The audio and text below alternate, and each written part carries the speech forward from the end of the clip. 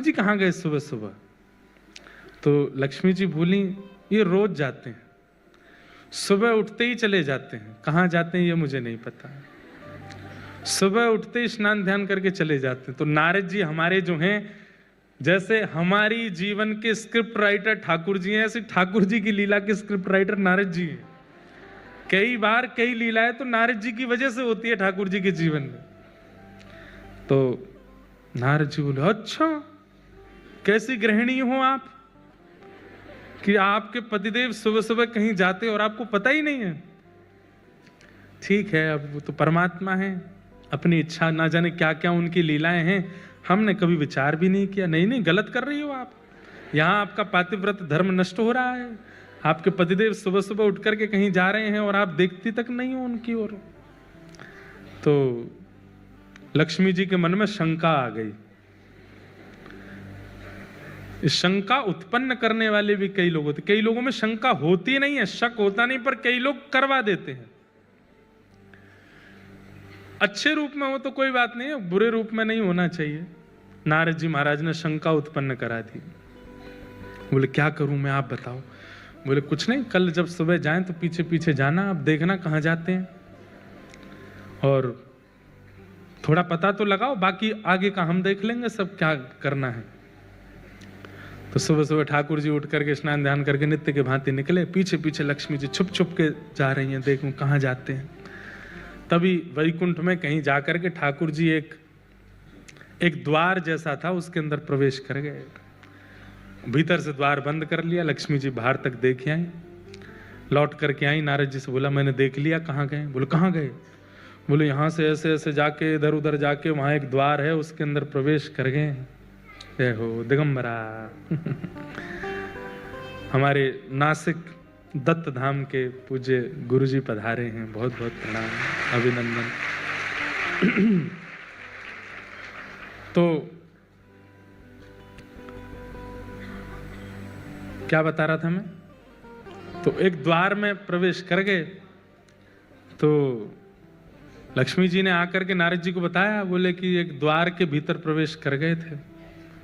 तो द्वार के अंदर क्या है? बोले हमने उसके आगे नहीं देखा, अपने इतना ही देखा। बोले कैसी पत्नी हो आप, केवल मार्ग देख के आगे? अरे भीतर तो देखना था, क्या है?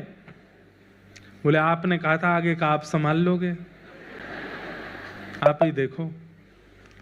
तो लक्ष्मी जी नारद जी दोनों गए और वो जो द्वार जहां था उसके पास ही एक पेड़ के पीछे छुप के खड़े हो गए। ठाकुर जी 2-2.5 घंटा लगा करके बढ़िया प्रेम से, और भीतर से निकले बड़े हंसते हुए, प्रसन्न मुद्रा, बिल्कुल जैसे बस नृत्य करने की देर है, इतनी प्रसन्न मुद्रा में ठाकुर जी निकले और निकलते हुए चले गए। नारद जी बोले, इतने प्रसन्न आपसे मिलके हुए कभी?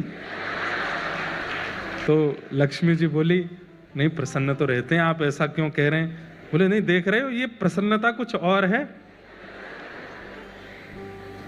लक्ष्मी जी बोली, आप ऐसे नहीं कहो, चलो ना भीतर देखते हैं क्या है।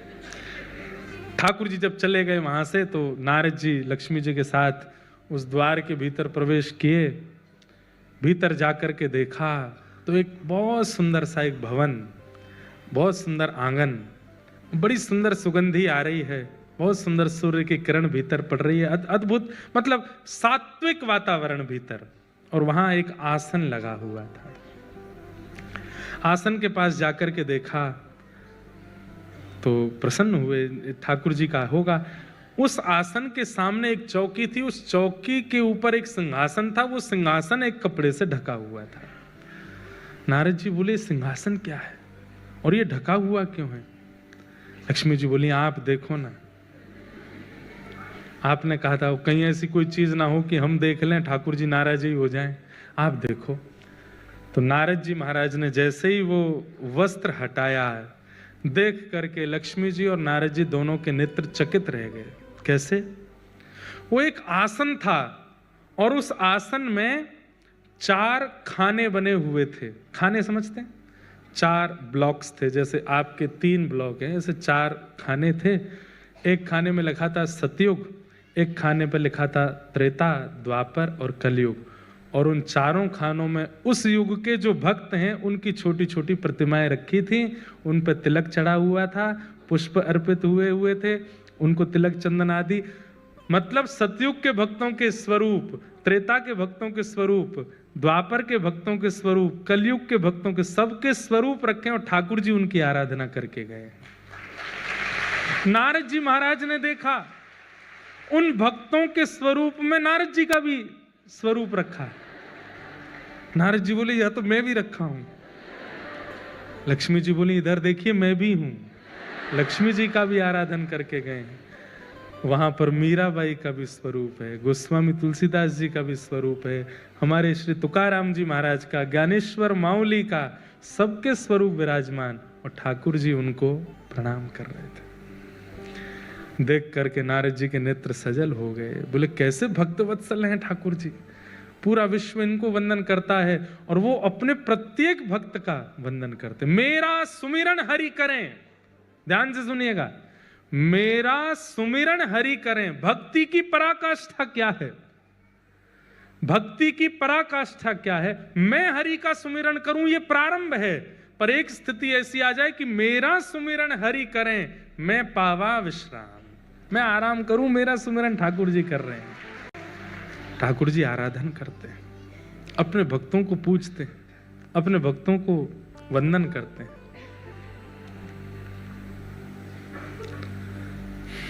सोचो, आप जैसे नहलाते हो, आप जैसे वस्त्र पहनाते हो, जैसे भोग वैसे ही वैकुंठ में, जरूरी नहीं आपकी करते होंगे, पर जो भक्त श्रेणी होगा।